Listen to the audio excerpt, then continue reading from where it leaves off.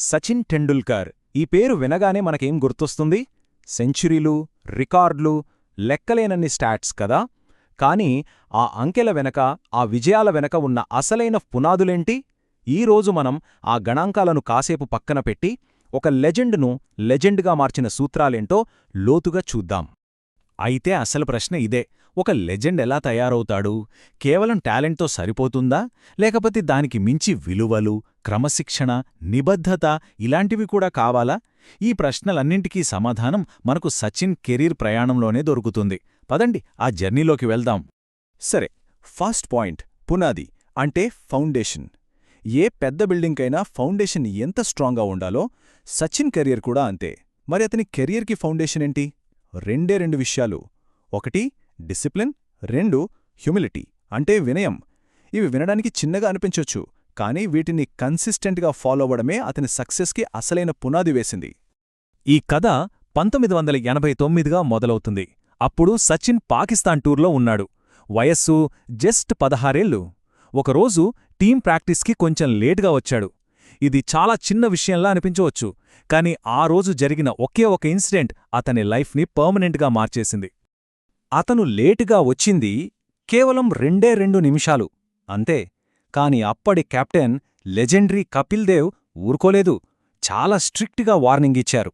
ఆ ఒక్క క్షణంలో సచిన్కి ఒకటి క్లియర్గా అర్థమైంది: ఇంటర్నేషనల్ క్రికెట్లో ప్రతి నిమిషం చాలా విలువైంది, క్రమశిక్షణే అన్నింటికంటే ముఖ్యమని. మరి ఆ ఒక్క ఇన్సిడెంట్ ఎఫెక్ట్ చూడండి.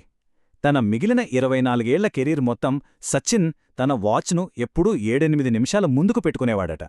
అంటే ఆలోచించండి, ఒక చిన్న పాఠం జీవితాంతం పాటించేంత పెద్ద క్రమశిక్షణకు ఎలా పునాది వేసిందో. క్రమశిక్షణతో పాటు వినయం, ఇది అతని ఫౌండేషన్లో ఇంకో ఇంపార్టెంట్ పిల్లర్. 1998లో ఆస్ట్రేలియాతో జరిగిన సిరీస్ గుర్తుందా? మీడియా అంతా దాన్ని టెండూల్కర్ వర్సెస్ షేన్ వార్న్ అని రాసిందే. కానీ సచిన్ పదే చెప్పిన మాట ఒక్కటే: ఇది టెండూల్కర్ వర్సెస్ వార్న్ కాదు, ఇది ఇండియా వర్సెస్ ఆస్ట్రేలియా. పర్సనల్ గ్లోరీని పక్కన పెట్టి టీం విక్టరీకే ఇంపార్టెన్స్ ఇవ్వడం అతని వినయానికి బెస్ట్ ఎగ్జాంపుల్.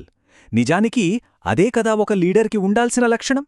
ఫౌండేషన్ తర్వాత ఇక రెండో పిల్లర్, అదే నిబద్ధత అంటే కమిట్మెంట్. అయితే ఈ కమిట్మెంట్ కేవలం గేమ్కి మాత్రమే కాదు, తన పర్సనల్ వాల్యూస్కి, ఫ్యామిలీ ప్రిన్సిపల్స్కి కూడా అతను అంతే స్ట్రాంగ్గా కట్టుబడున్నాడు. తన కెరియర్లోని కొన్ని టఫ్ డిసిషన్స్ వెనుక ఈ విలువల ప్రభావమే చాలా ఉంది. 2 సంవత్సరాలు ఏంటిది అనుకుంటున్నారా? ఇది సచిన్ ఎలాంటి బ్యాట్ స్పాన్సర్షిప్ లేకుండా ఆడిన టైం. ఆలోచించండి, 90వ దశకం. క్రికెట్లో డబ్బు బాగా పెరుగుతున్న టైం అది. అలాంటి టైంలో ఒక స్టార్ ప్లేయర్ స్పాన్సర్షిప్ లేకుండా ఆడటం ఊహించగలమా? కాని సచిన్ చేశాడు. ఎందుకు? దానికి సమాధానమే ఈ మాటలు. తన ఫ్యామిలీ తీసుకున్న డెసిషన్ కోసం, తన తండ్రికిచ్చిన మాట కోసం అతను కొన్ని పెద్ద బ్రాండ్స్ని కూడా రిజెక్ట్ చేశాడు. అంటే డబ్బు కన్నా విలువలకే అతను ఎంత ప్రయారిటీ ఇచ్చాడో అర్థం చేసుకోవచ్చు. కోట్లలో డబ్బు వదులుకున్నాడు, కేవలం ఒక మాటకు కట్టుబడి. నిబద్ధత గురించి మాట్లాడుకుంటున్నప్పుడు 1999 వరల్డ్ కప్ టైంలో జరిగిన ఒక సంఘటన గురించి తప్పకుండా తెలుసుకోవాలి. అది అతని లైఫ్లోనే చాలా కష్టమైన ఎమోషనల్ మూమెంట్. టోర్నమెంట్ మధ్యలోనే సచిన్ తన తండ్రిని కోల్పోయాడు. ఈ ఒక్క మాట చాలు ఫ్యామిలీ అతనికి ఎంత ఇంపార్టెంటో, ఎంత పెద్ద మోటివేషనో చెప్పడానికి. ఆ విషాదం తర్వాత అతను కొట్టిన ప్రతి సెంచరీని, సాధించిన ప్రతి విక్టరీని ఆకాశం వైపు చూస్తూ తన తండ్రికి డెడికేట్ చేసేవాడు.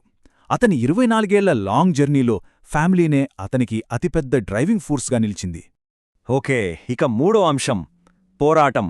24 ఏళ్ల కెరీర్ అంటే మాటలు కాదు. ఈ జర్నీలో సచిన్ ఎదుర్కొన్న ఫిజికల్, మెంటల్ ఛాలెంజెస్ మామూలువి కావు. ఆ ఫైట్లో అతనికి అండగా నిలిచిన పట్టుదల గురించి, సపోర్ట్ సిస్టమ్ గురించి ఇప్పుడు చూద్దాం. ఈ మాటలు వింటేనే మనకర్థమవుతుంది అతను ఎంత పెయిన్ అనుభవించాడో. స్పైన్ ఇంజురీ, కెరియర్నే ఎండ్ చేస్తుందనుకున్న టెన్నిస్ ఎల్బో, ఇలాంటి సీరియస్ ఇంజురీలతో అతను పడిన కష్టాన్ని ఈ ఒక్క ఎనాలజీతో పర్ఫెక్ట్గా చెప్పాడు. ప్రతి మ్యాచ్కి తన బాడీని రెడీ చేయడానికి ఎంత కష్టపడ్డాడో మనకు క్లియర్గా తెలుస్తోంది. మరి ఆ ఫార్ములా 1 కార్ని మళ్లీ ట్రాక్ ఎక్కించిన ఆ టీమెవరో? వాళ్లే వీళ్ళు. డాక్టర్లు, ఫిజియోలు, వీళ్లందరికన్నా ముఖ్యంగా తన భార్య డాక్టర్ అంజలి. టెన్నిస్ ఎల్బో ఇంజరీతో తన కెరియర్ అయిపోయిందనుకున్నప్పుడు అంజలి ఇచ్చిన మెంటల్ సపోర్టే తనను మళ్లీ గ్రౌండ్లోకి తీసుకొచ్చిందని సచినే ఒక ఇంటర్వ్యూలో చెప్పాడు. ఇక చివరిగా అతని లెగసీ, అతని వారసత్వమేంటి? ఆ ఎమోషనల్ ఫేర్వెల్, నెక్స్ట్ జనరేషన్స్కి అతనిచ్చిన మెసేజ్ ఏంటో ఇప్పుడు చూద్దాం. 2013 వాంకడే స్టేడియం, తన లాస్ట్ మ్యాచ్. ఒక ప్లేయర్గా సచిన్ చివరిసారి గ్రౌండ్లోకి అడుగుపెడుతున్న క్షణం. ఆ సీన్ కోట్లాది మంది ఫ్యాన్స్ గుండెల్ని బరువెక్కించింది. ఆ క్షణం తన మనసులో ఏం జరిగిందో అతనిలా చెప్పాడు. ఆ గాడ్ ఆఫ్ ఆనర్ మధ్యలో నడుస్తున్నప్పుడు ఇక మళ్ళీ ఇలా ఒక ప్లేయర్గా రాలేను అనే రియలైజేషన్. ఆ ఎమోషన్ వెయిట్ని మనం అతని మాటల్లోనే ఫీల్ అవ్వొచ్చు. 24 ఏళ్ల జర్నీకి అదే ఫుల్ స్టాప్.